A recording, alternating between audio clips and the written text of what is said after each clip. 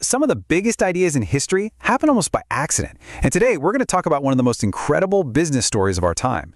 It's about how an online bookstore, just trying to fix its own problems, ended up building the very foundation of the modern internet. All right, let me ask you something. What do Netflix, NASA, and the CIA all have in common? I mean, think about it. A company that lets you binge-watch shows, the people putting rovers on Mars, and the country's top spy agency. They couldn't be more different, right? Well, the answer is, they all run on a platform that was built by an online bookstore. Yep, every single one of them. And honestly, a massive chunk of the apps and websites you use every single day are powered by Amazon Web Services, or AWS. The story of how this happened is, well, it's a masterclass in turning a massive headache into a trillion-dollar opportunity. So to really get why AWS was such a big deal, we got to go back in time. Let's rewind to the early days of the internet, because back then, the web was having some serious growing pains. In the very beginning, websites were basically just digital brochures. Super simple, static pages. But then, things started to change, and fast. You got CSS, which gave them style, then JavaScript came along and made them interactive. All of a sudden, websites weren't just pages anymore. They were full-blown, complex applications. And while that was amazing for all of us using them, it was a total nightmare for the companies trying to keep them online. See, the real problem wasn't building a cool new feature. No. The real challenge was keeping the lights on. It meant buying, setting up, and managing these huge, expensive server farms just to handle all the visitors, especially when you'd get a sudden rush of traffic. The whole thing was slow, incredibly expensive, and just a massive gamble to get right. And you know who was feeling this pain more than almost anyone else? Yep, one of the fastest-growing online companies on the planet, Amazon.com. So by the early 2000s, Amazon was kind of a mess behind the scenes. Their website was exploding, which sounds great, but their technology just couldn't keep up. The whole thing was creaking at the seams. You had engineering teams basically tripping over each other, development moved at a snail's pace, and the holiday shopping season? It was an absolute all-hands-on-deck panic just to stop the site from completely crashing. And then they had this realization.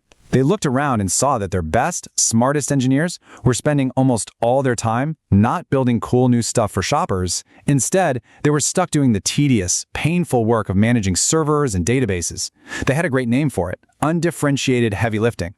Basically, all the essential grunt work that didn't actually create any unique value for customers. So they decided, okay, that's it. We're going to solve this problem for good.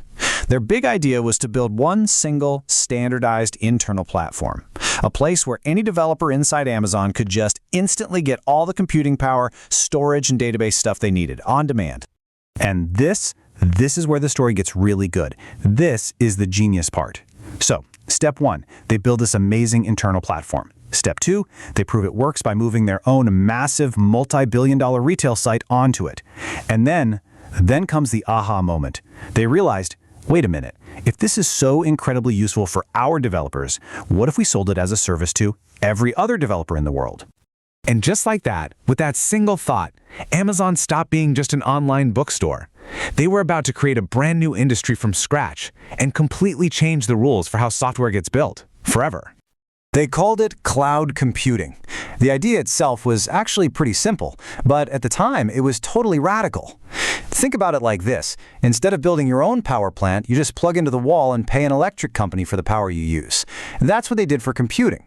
You could rent a supercomputer from Amazon over the internet and only pay for exactly what you used, down to the second. This was an absolute game changer. Seriously, before AWS, if you wanted to start a tech company, you had to sink a ton of money into buying physical servers before you could even write a single line of code.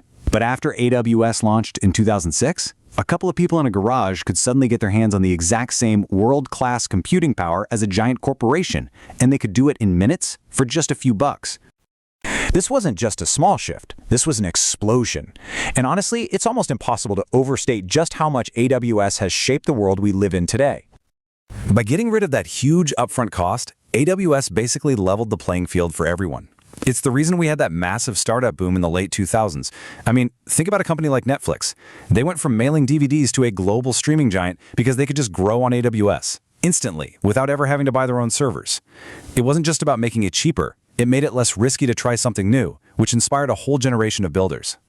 So, what about Amazon and all this? Well, That little internal side project is now an absolute monster. We're talking over $100 billion in revenue a year. To put that in perspective, AWS is not just the most profitable division of Amazon, it's bigger than many famous tech companies you know, all by itself. So, let's go back to that first question about Netflix, NASA, and the CIA. The list of who runs on AWS is just staggering. The games you play, like Fortnite. The apps you use every day, like Reddit or Duolingo. The banks that handle your money.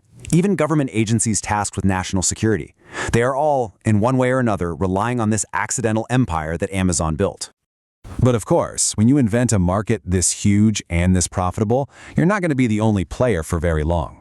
The wild success of AWS kicked off what we now call the Cloud Wars, a battle between the biggest names in tech. And even today, AWS is still the undisputed king, holding on to about a third of the entire cloud market. But you've got Microsoft with its Azure platform and Google Cloud, who have become really serious competitors, and they're spending billions and billions of dollars trying to close that gap. And you have to understand, this battle, it isn't just about market share. It's a battle for the future of technology, period. It's about who gets to build the default operating system for the entire internet.